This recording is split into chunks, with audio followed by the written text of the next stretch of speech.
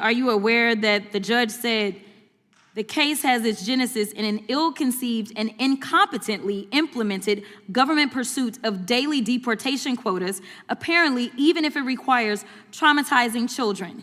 This court and others regularly send undocumented people to prison and orders them deported, but do so by proper legal procedures. Are you aware of that?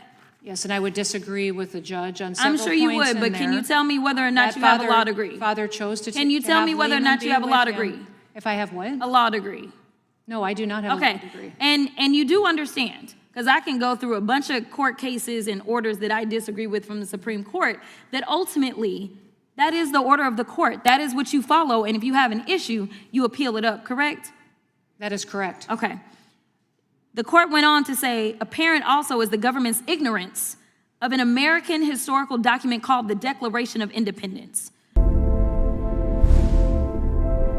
The case has its genesis in an ill-conceived and incompetently implemented government pursuit of daily deportation quotas, apparently even if it requires traumatizing children. Apparent also is the government's ignorance of an American historical document called the Declaration of Independence. That's not a Democratic congresswoman speaking. That's not a liberal activist. That's a federal judge. A federal judge writing an official court order about the Department of Homeland Security under Secretary Kristi Noem's leadership. The same judge who then quoted Thomas Jefferson's grievances against King George III and applied them directly to ICE operations. He has sent hither swarms of officers to harass our people. Who was that judge talking about? ICE, Immigration and Customs Enforcement. Who runs IC? The Department of Homeland Security. Who runs Homeland Security? The woman sitting at that witness table in front of the House Oversight Committee, Kristi Noem. And 5 minutes ago, Representative Jasmine Crockett read that judge's order out loud, line by line, while Noem sat there unable to do anything except admit she disagreed with it. Then Crockett asked one simple question that made the entire exchange go viral within minutes. Can you tell me whether or not you have a law degree? Noem's answer? No, I do not have a law degree. What happened in that hearing room wasn't a normal policy disagreement. It wasn't partisan theater. It was a systematic dismantling of a cabinet secretary's credibility by a congresswoman who came prepared with court orders, outbreak reports, and receipts showing that Homeland Security under Noem has lost more lives in detention than any previous administration. And the way Crockett did it, controlled, precise, relentless, made it impossible for Noem to escape. Let's break down exactly what happened and why this exchange is being called one of the most devastating moments of congressional oversight in recent memory. The hearing had been going for hours. Standard questions, prepared answers, talking points about border security. Then Jasmine Crockett got her 5 minutes. Everything changed. She started casually. Madam Secretary, you are almost to the end, so congratulations. The tone suggested routine questions. Anyone who's watched Crockett knew better. That opening was strategic. Lower the guard, then strike. And strike she did. Are you aware that the law makes it clear that members of Congress are allowed to enter any detention facility at any point in time? Noem gave a careful answer. Yes, I'm aware of the visitation and oversight responsibility, and we work every day to accommodate members while taking into account safety. Notice the language. Accommodate. Safety. Diplomatic phrasing suggesting cooperation while maintaining control. Crockett cut through. I'm not asking about litigation. I'm asking what the law is. Then the trap. There's an appropriations rider about congressional access. Appropriations are law. You're asking us to appropriate dollars for DHS. Correct? Correct. And if we do that, you would take that as law. Correct. Correct. Crockett had gotten Noem to confirm on record that appropriations are law, and DHS must follow them. Now came the kill shot. Yet somehow, myself and another colleague, Congressman Castro, we ended up giving a 7-day notice to the Dilley detention facility because I had actually already gone to El Paso before. And when I went to that facility and I asked them why it was that they were requiring me to do something that specifically my branch of government had dictated was not required, they said it was because of you. The room shifted. This wasn't theoretical anymore. This was Crockett describing being personally blocked from conducting oversight at a detention facility. And she was about to make Noem own it. They said you were the one that said that they were not allowed to allow us entry unless we gave a 7-day heads up. Is that true? Noem tried to deflect. The law specifically states oversight and visitations. Crockett interrupted. Did you give the instruction that members must give a 7-day heads up or not? We had a policy in place. Were you the one that ordered that policy? I have a responsibility for ensuring everybody in that facility is safe. No, but that's not my question. Crockett reclaimed her time. Then she explained exactly why Noem's safety excuse was garbage. The reason I'm talking to you about this policy and you're talking to me about safety is because I did go into the Dilley detention facility. And let me tell you, they're not safe. This is why we need to conduct oversight. Because your people continue. In fact, you have lost more lives in detention than anybody else. That is your record right now. The accusation landed like a bomb. More lives in detention than anybody else. Not just some lives. Not just unfortunate incidents. More than any other Homeland Security secretary. That's Noem's record. So I don't expect y'all are going to be best to keep them safe. This is why we are supposed to conduct oversight and not wait for you to give permission. After I left the Dilley facility, we were informed of a measles outbreak. A measles outbreak. At a facility Noem blocked oversight for citing safety. Are you the one that ordered it reopened? Because that facility was closed under Joe Biden. Noem tried dodging. Those facilities were opened with the new administration. You're part of the new administration. Were you the one that ordered it open?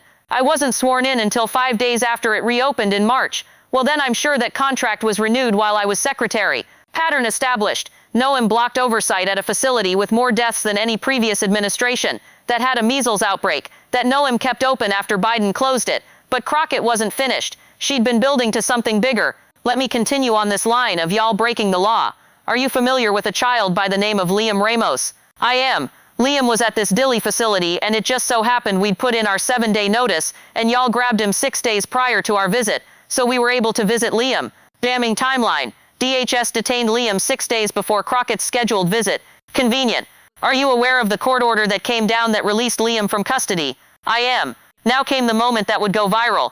Crockett began reading directly from the federal judge's order. And are you aware that the judge said the case has its genesis in an ill-conceived and incompetently implemented government pursuit of daily deportation quotas, apparently even if it requires traumatizing children? Read that again. A federal judge wrote that Homeland Security was pursuing daily deportation quotas, even if it meant traumatizing children, and described the government's actions as ill-conceived and incompetently implemented.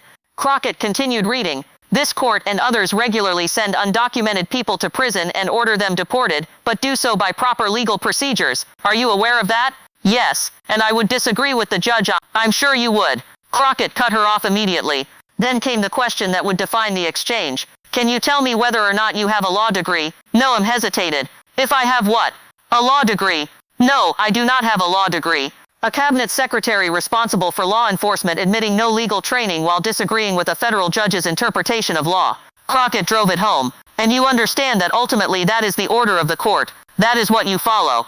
And if you have an issue, you appeal it up. Correct. That is correct. Hierarchy established. Courts issue orders. Executive branch follows them. You don't ignore rulings because you think you know better than judges, despite having no legal training. But Crockett had one more section of the judge's order. The court went on to say, apparent also is the government's ignorance of an American historical document called the Declaration of Independence. Thomas Jefferson enumerated grievances against a would-be authoritarian king. Among others, he has sent hither swarms of officers to harass our people, for quartering large bodies of armed troops among us. He has kept among us in times of peace standing armies without the consent of our legislators. Crockett paused. Are you aware that he wrote that? The judge? Yes. Yes. Do you know that he was writing about ICE that falls under you? Yes. A federal judge compared ICE operations under Noem's leadership to King George III's tyranny that sparked the revolution. Explicitly. Okay, with that, I will yield. But before yielding, Crockett submitted 2 documents to the record: ICE training records corroborating whistleblower claims from the Washington Post, and a CNN report about FEMA's flood response being slowed by Noem's cost controls. Both were entered without objection. The exchange was over. 5 minutes documenting a policy blocking congressional oversight that violates law Noem confirmed she must follow. More detention deaths under Noem than any previous secretary. A measles outbreak at a facility Noem claimed was safe. A facility closed under Biden, reopened under Noem. Liam Ramos, where a federal judge ruled DHS pursued deportation quotas at the expense of traumatizing children. That judge comparing ICE to King George III's tyranny. A cabinet secretary with no law degree disagreeing with federal judges. All on record, all documented, all on video. The reaction was immediate. Social media exploded. The law degree question went viral first, but then people watched the full 5 minutes and realized how methodical it had been. This wasn't shouting or drama. This was preparation. Crockett came with receipts, court orders, outbreak reports, specific cases with names and dates. She used every second to build a prosecutorial case. What made it so effective was the structure. Crockett didn't start with accusations. She started by getting Noem to confirm basic facts. Appropriations are law. Oversight is required. Safety is important. Then she used those confirmed facts against Noem. Every time Noem tried to widen the answer, talk about safety protocols, explain policies, Crockett narrowed it back down. Yes or no? Did you order it? Did you change the policy? Do you have a law degree? The law degree question particularly resonated because it crystallized the entire dynamic. Here's a cabinet secretary responsible for enforcing immigration law, disagreeing with federal judges about proper legal procedure while having no legal training herself. It's not that you need a law degree to be Homeland Security Secretary, but if you're going to publicly disagree with federal judges about legal interpretations while running an agency that multiple courts have rebuked, and you have no legal training, you'd better have a really good explanation. Noem didn't. She just had "I would disagree with the judge." The broader impact, Crockett established several things that will follow Noem. Congressional oversight at detention facilities is being illegally blocked, not delayed, blocked in violation of law. Detention deaths under Noem's leadership exceed previous administrations. That's now on congressional record. Federal judges are comparing Homeland Security operations to tyranny, not activists. Federal judges in official court orders. And Noem's response: disagree with judges despite having no legal training. Claim safety justifies blocking oversight at facilities with measles outbreaks.